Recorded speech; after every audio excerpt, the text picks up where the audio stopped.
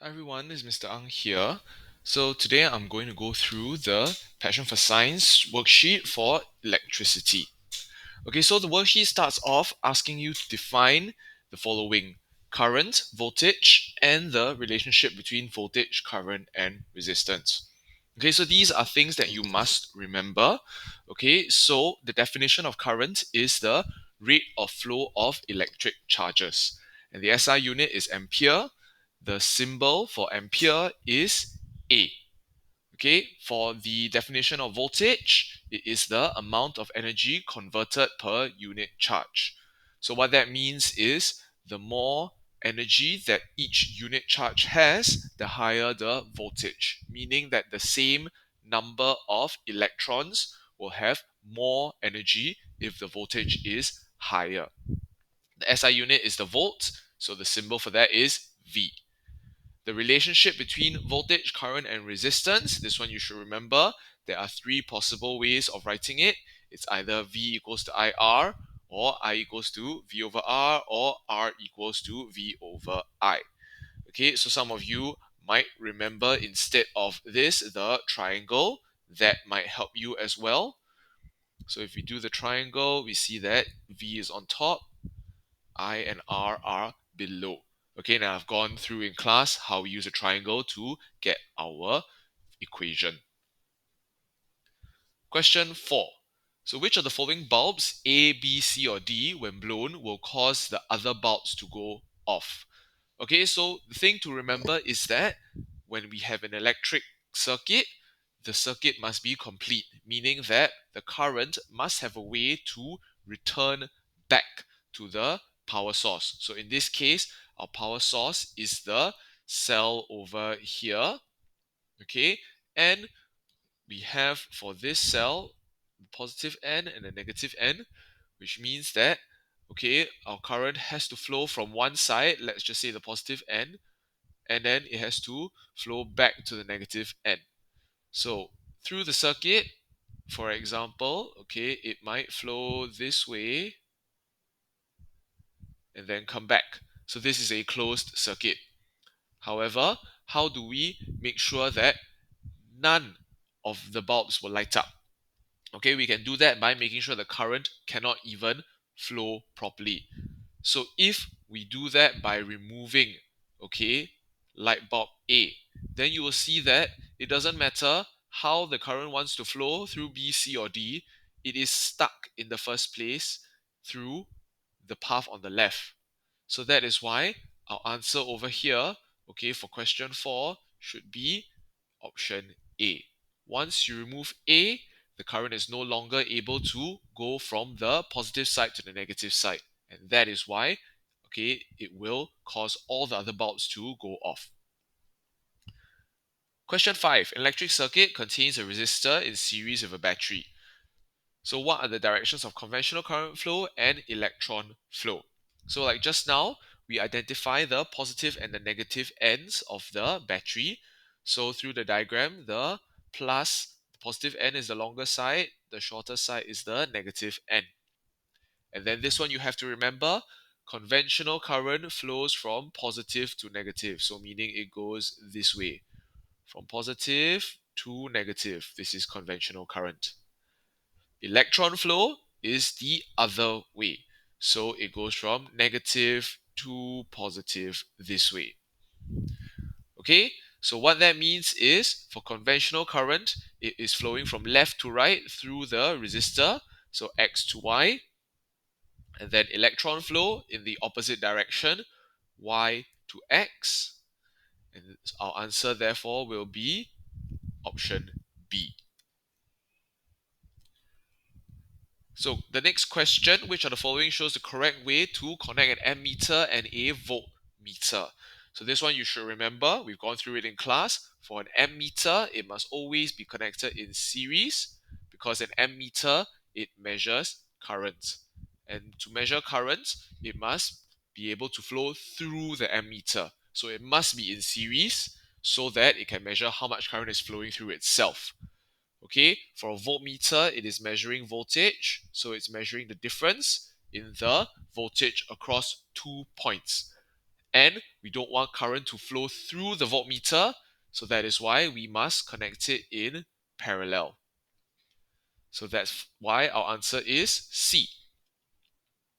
Okay, question 8. Which of the following is the SI unit for resistance? Answer is A, the ohm. Okay. B, ampere, is the unit for current. So like we said earlier in the very first question. The volt is the unit for voltage. And the kilowatt or the watt is the unit for power. So moving on, question 9. What is the total effective resistance of the following electric circuit? So we look at this circuit and the first thing that we see is there is a branch. Okay, so our current can flow from the battery over to here, and then there will be a branch. So the current has to choose between the upper path and the lower path.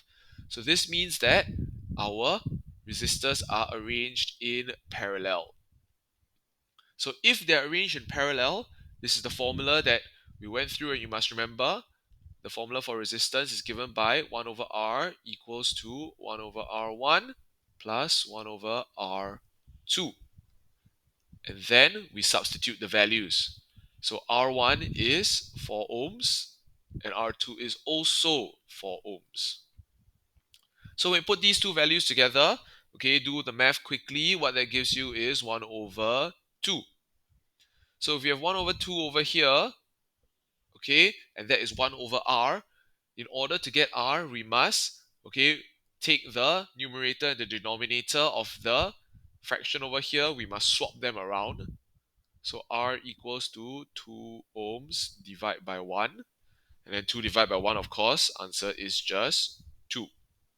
So our answer here is A.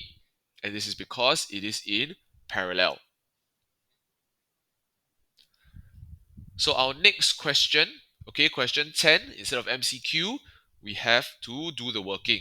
So calculate the total effective resistance of the circuits. So our first circuit over here is just like the previous question.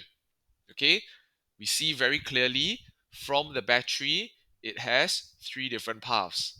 So it can travel through either the 20 ohm, the 30 ohm, or the 10 ohm resistor. And because it can travel through any of them, okay, but not all of them, what that means is this must therefore be in parallel. So just like what we did earlier, our parallel formula, 1 over R equals to 1 over R1 plus 1 over R2 plus 1 over R3. Okay, it doesn't matter how many paths there are, you just continue the formula. So if there are 4, 5, or 6, you just keep on adding more and more terms.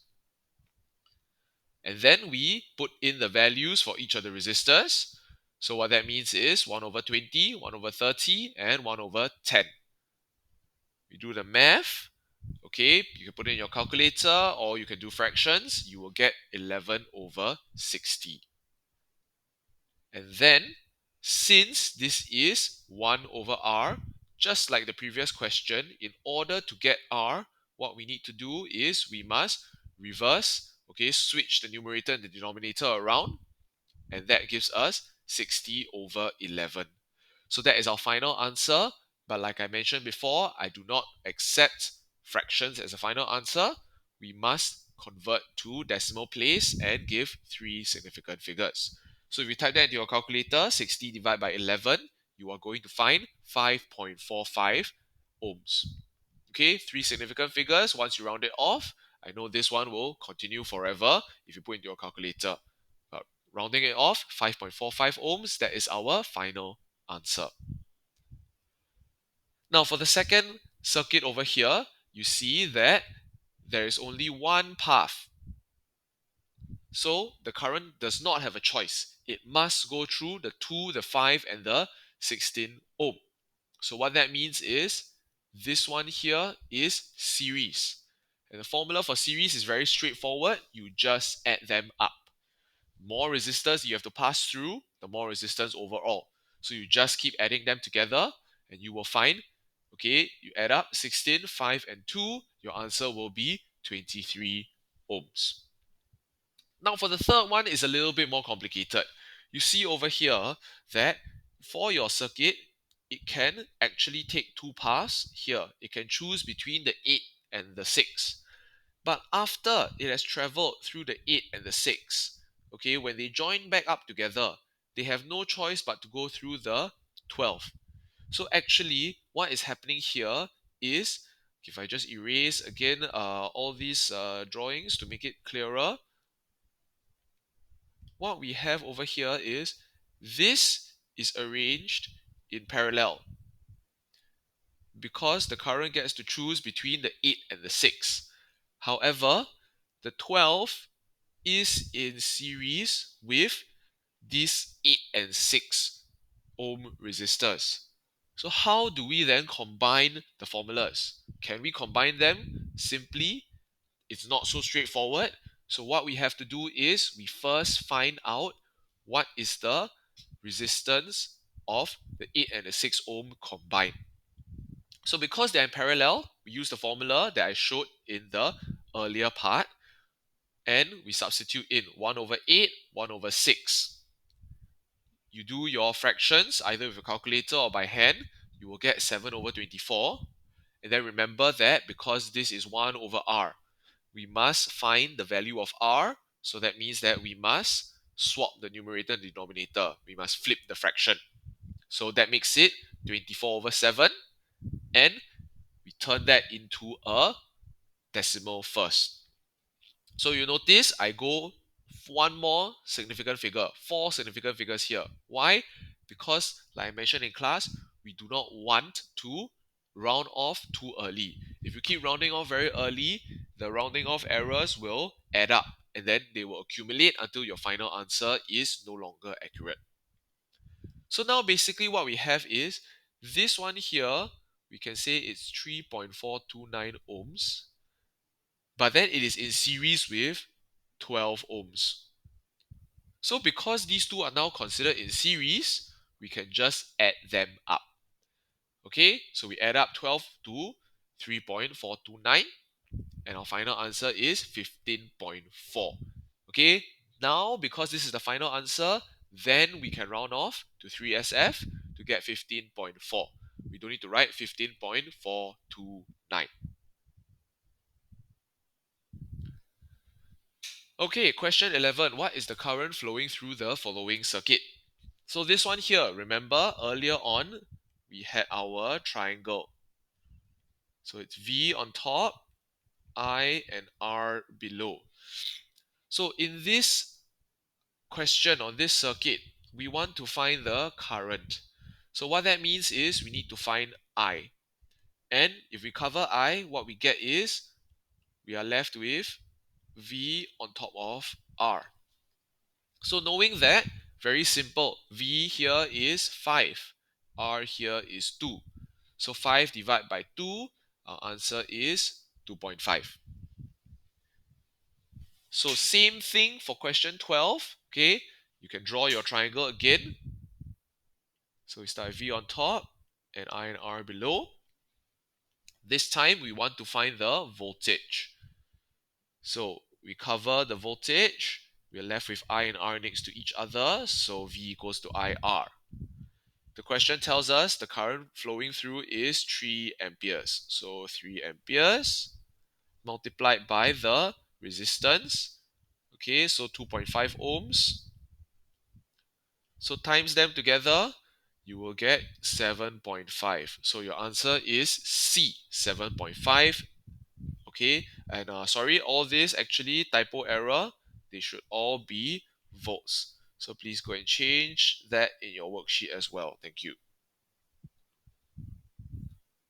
Question 13. What is the current in the following electric circuit? So same thing, let's start with VIR triangle. This time we want to find current. So I equals to V over R. Okay, so not so straightforward. Now R we have two 4 ohm resistors. But because these two 4 ohms are in series, so it means that we just take them and we add them up together to find the total resistance. of 8 ohms. So now that we know that, we can take the voltage, 16 volts, and we divide by 8 ohms. So 16 divided by 8, our answer is A, 2 amperes. Okay, and then question 14, same thing. Okay, but this time we have a we have a parallel arrangement. So X is over here, and there's another resistor on top. Okay, they are arranged in parallel. So what that means is the current can choose. Do I want to go up or do I want to go down? Now, the interesting thing about parallel is because the current is allowed to choose, it means that it cannot travel through both resistors. So, is the potential difference split across them? No. Okay, the answer is it's not split across them. That means that all of this 15 volts, okay, some of the current will choose to go and spend it here, and some of it will choose to spend it here. And then when they both merge back together to go back to the battery, they have 0 volts left. So across X, the answer actually is D. Okay, it might seem like a bit of a trick question, okay, but that is to test your understanding of a parallel circuit. When you see a parallel part of the circuit, you must remember that the potential difference is not split. Okay, the current is split because the current got two different paths to choose from, or sometimes even 3 or 4 paths. But it has to span its potential difference across only one of the paths, not across all of them. 15. Okay, so we have A, B, C, and D, 4 different ammeters. So remember, ammeters, they measure current. It's connected to a circuit, and we have 2 amperes on B and C. So we want to find out what is the reading of A and D. So what this is telling us is, across this first top branch, B over here, there are 2 amperes flowing. So what this means is there are 2 amperes of current going this way, 2 amperes of current going this way, for C as well. And we know that current can split and can join back up. So it means that from the start, whatever current that flows through A must have split into 2 and 2. So this can only mean that from A, there is 4 amperes. Okay, you add up the 2, they split up into 2 and 2. The current cannot disappear. So A must have 4 amperes first before it can divide it into 2 and 2. And then when they join back, okay, together, they flow back through D to the battery. So in that case, that also means that 2 plus 2 joined back together is 4 amperes. Which means that our answer is B. Okay, ammeters A and D both have the reading of 4 amperes. Now, question 16. We have an electric circuit. We want to find the total effective resistance. So this is just like the earlier question, so I'm not going to spend too much time. The first thing that we need to know is this is a parallel arrangement. So because it's a parallel arrangement, the formula is the one with the fractions. We put in our values of 2 and 4 for x and y, and then that gives us 3/4. Remember that 1 over r means we have to flip the fraction. So that means that 4 over 3 is the resistance. 3SF is 1.33 ohms. Now state the voltage across the resistor X and the resistor Y. This is the same as the previous questions. We know that this 16-volt current, okay, must split into 2 different paths before joining back together and going back to the battery.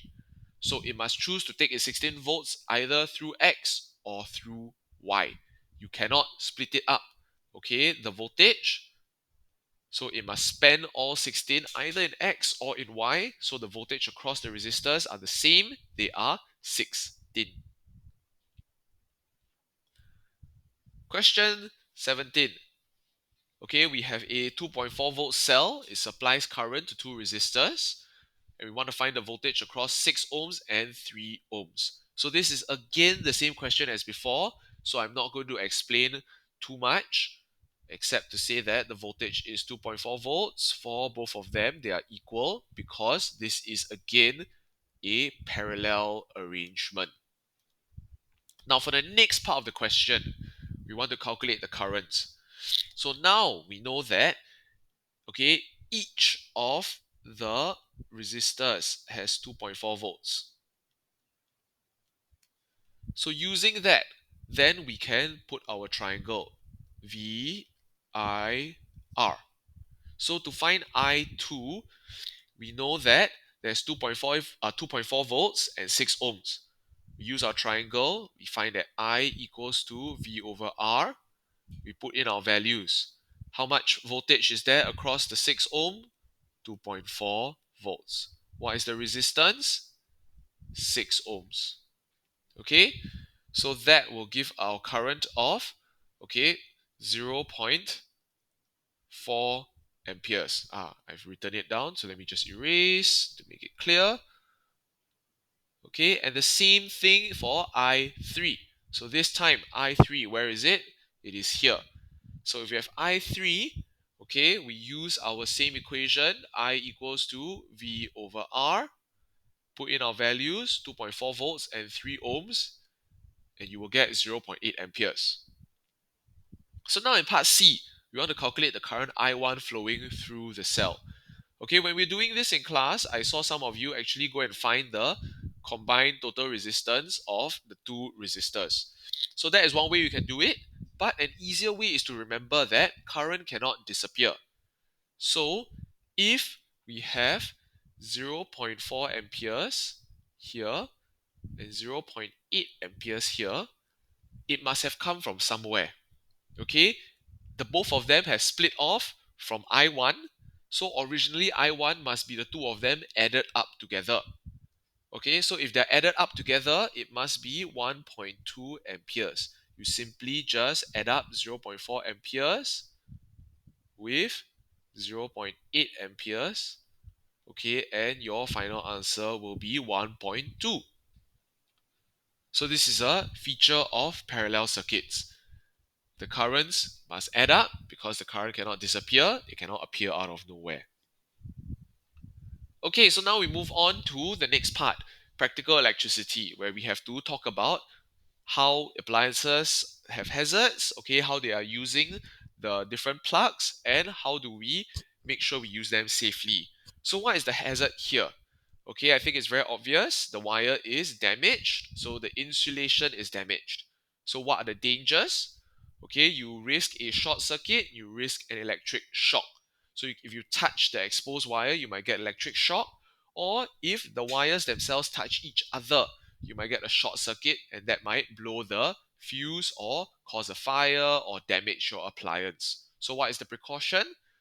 Don't use the device, replace it immediately. The next hazard on the left over here, again, I think very obvious, you're overloading the power socket.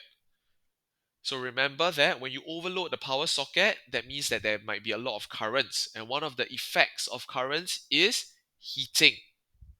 So that might cause overheating, that might cause a fire. And what is the precaution to take in order to prevent this hazard? We must make sure not to overload our power sockets. Then our final hazard on the right, okay, the baby is inserting objects into the power socket. Again, I think very obvious that this is very dangerous. Okay, and what might this cause? Electric shocks. Okay, she might accidentally close the circuit, shock themselves. So the precaution is to cover the socket with a plastic cover, okay, to baby proof the house to make sure that this is not within reach. The baby will not accidentally stick something in to the socket and shock themselves. So our next question, okay, you must label each of these components, the live wire, the earth wire, the neutral wire, and the fuse. So this one you must remember, okay, our live wire is always on this side connected to the fuse. So this one here is the live wire. Our earth wire is always connected to the top. So this is the earth wire. And then the neutral wire is the last remaining wire. It's not connected to the fuse. It is not connected to the top. So this one on the left here is the neutral wire. And the fuse will therefore be this cylinder over here. Okay, and the colors of the wires, this one you also have to remember. Live wire is brown, earth wire is yellow-green, neutral wire is blue. Okay, so now I'm going to show you an example in real life. Okay, you can see very, very clearly over here. Okay, this follows the diagram that we have very nicely on the right. So you can see over here, this is our fuse. Okay, and this is the brown live wire. This is the yellow-green earth wire and the blue neutral wire. Okay, so any of the plugs at home, okay, if you open it up, this is what you should see. So 3, what is the voltage of the live, neutral, and earth wire in our homes? Okay, so this you must remember. What are the purposes of each of the wires? Okay, you must remember that the live wire is the one that carries the high voltage current. It carries the current with all the energy. So it is at a high voltage. The neutral wire is what returns the current back to the power station. So it is after the appliance has used up all the energy, all the voltage, so it is 0 volts. The earth wire is also an alternative path for the current to flow once it has used up the energy. Okay, it is a safety feature, so that is why it is also at 0 volts. And our option here that is correct is C. Question 4. A circuit breaker is usually fitted to a practical electric circuit. So what is the purpose? Okay, the circuit breaker opens the circuit if the current becomes too large. Usually it will melt. Okay, so that is something that we must remember. The circuit breaker, okay, will open the circuit if the current becomes too large. It is just like a fuse. So question 5 is just like question 3. What is the live and neutral wire in terms of the potential or the voltage? The live wire has the high potential or the high voltage. It carries the current to the appliance so that the appliance can be used. The neutral wire is 0 potential, 0 voltage because it completes the circuit, allowing the current to flow. Okay, because if you don't close the circuit, current cannot flow. So question 6, the symbol for a fuse. Okay, this one you must remember, it is D. Okay, so our option here is D. So what is A? A is a simple resistor. Okay, B is a light bulb. C is a variable resistor. Okay, so this is a resistor where the resistance can go up or down. And then finally, D, of course, is the fuse, like I said earlier. So in D, you can actually see this line in the middle, okay, is actually there to represent the wire that will melt when the current gets too high. Question 7. If the live wire touches the metal case of an appliance that is not earth, what could happen? Okay, it could cause an electric shock because remember the live wire, like I just said, has the high voltage. So if it has this high voltage and it touches the metal case, if someone touches the metal case, they come into contact with a high voltage. That might lead to an electric shock to the person. Okay, so that is why we need earth wires. And there's a future question later on that we will talk a little bit more about that. Question 8. What describes a short circuit? So a short circuit, remember, is current flowing through a path it's not meant to flow. So if it's not meant to flow through this path, it means that this path must have low resistance. Okay, because if the path has high resistance, the current wouldn't flow through it. Current will always try to flow through lower resistance pathway.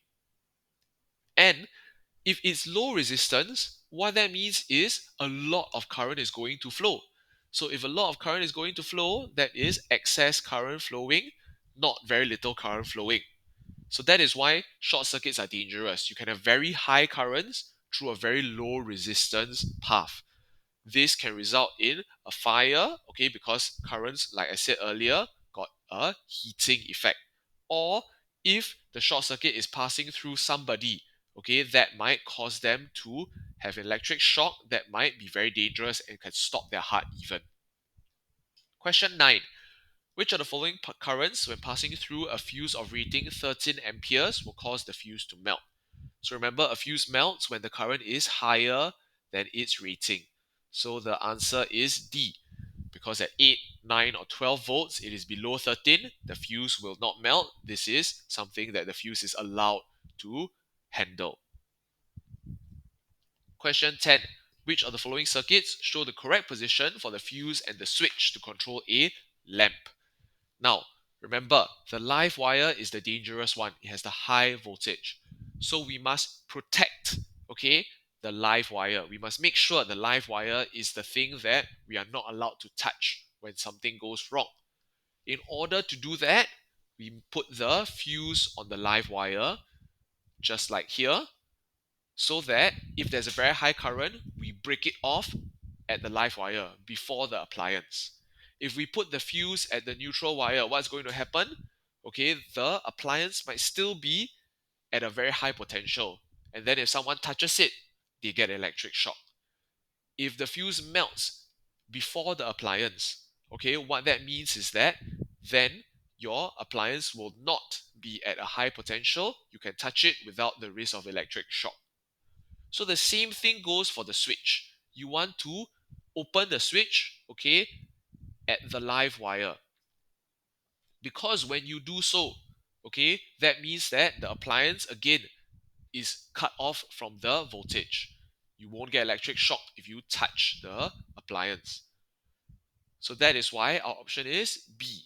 Our fuse and our switches are always connected to the live wire, never to the neutral or the earth wire. So question 11, complete the diagram by drawing the live, earth and neutral wires. So if we have over here this kettle, okay, and our main supply, you see over here that we can draw two wires from the main supply over here to our kettle. Okay, let me just draw that properly to connect it. And then our earth wire doesn't go back to the main supply. Just like the name suggests, it actually connects to the earth. So it connects to the ground. Okay, so from here, it actually connects to the ground, and this is the symbol for earth. Okay, you might have seen this before, these three lines in the triangle. So this is actually the symbol for earth to make sure that, okay, our metal case does not become electrified if something goes wrong. So explain how the earth wire protects a person. Okay, it is connected to the metal casing of the kettle. In case the live wire touches the casing, it protects the user by providing a path of low resistance for the current to flow instead of through the user. Okay, so what that means is in case something goes wrong with our live wire, okay, let's say this is the live wire and this is the neutral wire. If something goes wrong and now the case becomes electrified, okay, what is going to happen is it will actually take all of this high potential and make it flow through the earth so that if you touch it, okay, you will not get electric shock because it's already going through the earth. So where is the fuse in the diagram above? Just like the previous question, okay, it must be on the live wire. So I've drawn the fuse on the live wire instead of the neutral wire because if anything happens, you want to cut the high potential as early as possible. You don't want to do so after it passes through your uh, appliance. Okay, so this is the end of the worksheet. Okay, so as with all the previous videos, please go and watch this, rewatch the sections that you are not too sure about. You can slow it down as well. Okay, so just skip to the question you need a little bit more time to understand. Okay, and do that.